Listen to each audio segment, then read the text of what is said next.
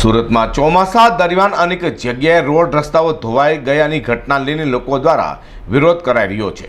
ત્યારે યુથ કોંગ્રેસ દ્વારા પૂણા વિસ્તારમાં રસ્તાઓ ધોવાઈ જવાની સાથે ખાડાને ભૂવા પડ્યા હોય ત્યાં ભાજપના ઝંડા લગાવી અનોખો વિરોધ કરાયો હતો।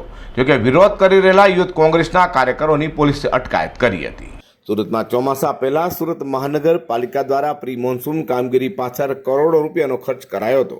જોકે ચોમાસાની શરૂઆતની સાથે સુરતમાં ખાડા પડવાની, ભૂવા પડવાની, રોડ રસ્તાઓ ધોવાઈ જવાની ઘટનાઓ બની રહી છે, જેને લઈને પાલિકા દ્વારા પ્રી મોન્સૂન કામગીરીમાં ધજાગરા ઉડાડવામાં આવ્યા હોય તેવા આક્ષેપો કર્યા હતા।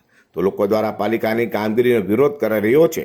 ત્યારે યુથ કોંગ્રેસ દ્વારા પણ પરોત પાટિયા વિસ્તારમાં ચોમાસા દરમિયાન રસ્તા પર પડેલા ખાડાઓમાં ભાજપનો ઝંડો લગાવી ભાજપના વિકાસના આક્ષેપો કરી અનોખો વિરોધ કર્યો હતો। જોકે વિરોધ કરી રહેલા યુથ કોંગ્રેસના કાર્યકરોની પોલીસે અટકાયત કરી હતી। તો સુરત યુથ કોંગ્રેસના પ્રમુખ મેહુલ દેસાઈ, મહામંત્રી ફૈઝન રંગોરી, વિશાલ બારડોલિયા, સોહેલ સાયકલવાળા સહિતના વિરોધ પ્રદર્શનમાં જોડાવા પામ્યા હતા।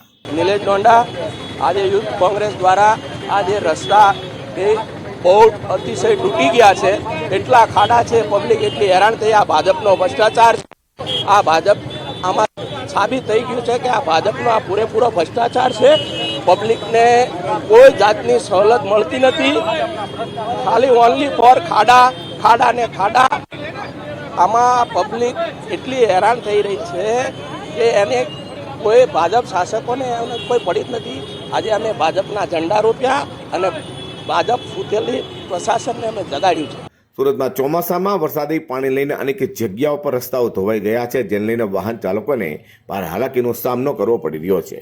તો પાલિકા દ્વારા તાત્કાલિક આ સમસ્યાથી શહેરીજનો અને વાહન ચાલકોને છુટકારો આપવામાં આવે તે માંગ યુથ કોંગ્રેસ દ્વારા કરવામાં આવી હતી। Bureau report G20 news.